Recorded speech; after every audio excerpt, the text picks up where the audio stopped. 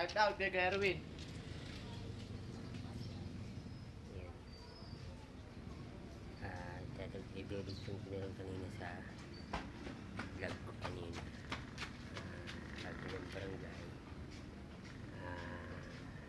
okay na daw yung binayad niyan 700, kulang pa, abono ako. Parang nakaka-insult ko naman sa loob ko, okay na daw sabi niya. Barangay Pinasan ay barangay Tanon, magkabangga ng sidecar ko. Abono pa ako,